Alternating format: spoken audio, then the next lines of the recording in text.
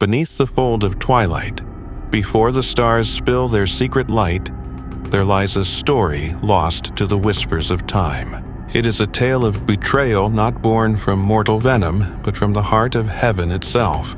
When Gabriel, the archangel once heralded by the dawn, turned against humanity, the heavens cracked open, not with thunder, but with silent dread. What followed was not a war of fire and angelic swords, but a creeping shadow that settled like a plague, infecting souls with doubt, madness, and terror. In the beginning, Gabriel stood radiant, his eyes twin orbs of light reflecting endless grace. But the light dimmed when he fell under a darker influence, an ancient bitterness buried beneath the veneer of divine duty. His gaze turned strange, no longer the gentle amber of a celestial being, but a burning, unnatural brown flickering with terrible hunger. This change was barely perceptible at first. A subtle shift in his expression, too sharp of a smile, too cold of a glance. It was the kind of look that unsettled even the bravest and clearest of minds. A look like the world itself no longer belonged to its maker. Gabriel's descent was a slow and torturous twist. He began to walk among humans not as savior, but as predator. With an unnatural ability to mimic voices and faces, he would slip into homes unseen, whispering lies that frayed the mind and severed trust. Families found doors unlocked, shadows where no light should be, and the chilling sensation that they were never truly alone. The mundane world was infected by the uncanny, things that only just seemed wrong. A grandmother's smile, a lover's touch, tainted by the trace of something no one could name. The most harrowing sight was Gabriel's own face, or rather, the mask of humanity he wore. It flickered with imperfections, an uncanny valley between divine and monstrous. It was the way his eyes didn't quite follow the world, a twitch in a smile too wide, a voice too hollow. He haunted thresholds, staying just long enough to make his victims question their sanity. And when he revealed his true form, it was never fully. Shadows cloaked his features, a swirling mass of wings and broken light, a being both glorious and grotesque. His presence was a cosmic horror, ancient, unknowable, and uncaring of mortals, but delighted in their terror. Gabriel became a master of body horror, twisting flesh and spirit alike.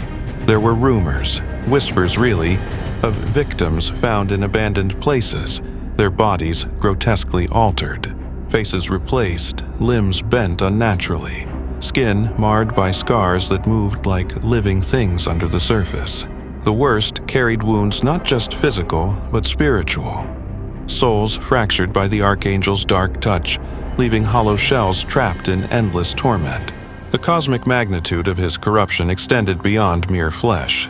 Reality itself warped around his will, as if the very fabric of the world bent and stretched beneath his shadow. His victims often spoke of a suffocating presence, like drowning in black silk, or being watched from all sides by eyes unseen. They feared the silence, the stillness, the way the air thrummed with a sinister energy that could crack minds wide open.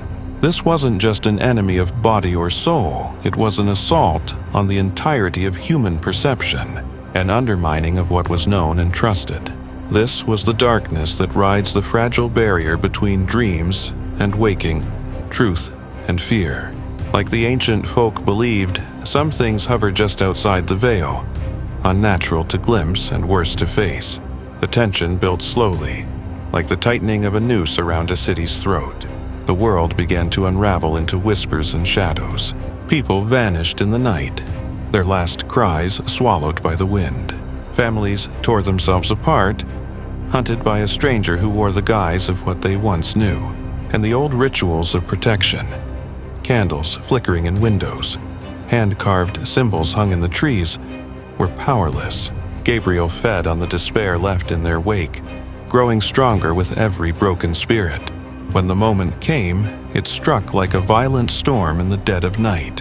Gabriel revealed himself fully to a small gathering in a derelict chapel, his throne of dust and bone. His form was a chaotic blur of light and shadow, wings aflame with eerie amber fire. The fire cast twisted, dancing shapes across the crumbling walls, his eyes locked on those present, burning with the hunger of eons. The air pulsed with raw cosmic power, bending reality as screams echoed across time and space, revealing the abyssal depth of his fallen grace. In that moment, the line between divine and damned collapsed. Time fractured, and those witnessing the horror saw glimpses of an infinite darkness lurking beyond stars and gods, an eternal void where neither light nor life could dwell. The air was thick with unsaid truths and forgotten prayers. The souls caught in that crucible screamed without sound, trapped between worlds by the Archangel's terrible will. It was a glimpse into a truth too vast and cruel for human minds to bear, a cosmic indifference cloaked in celestial ruin. Then the vision faded, leaving behind cold silence and the lingering echo of something ancient and terrible. The survivors were never the same, their eyes haunted by a dark certainty. Gabriel's war was only just beginning.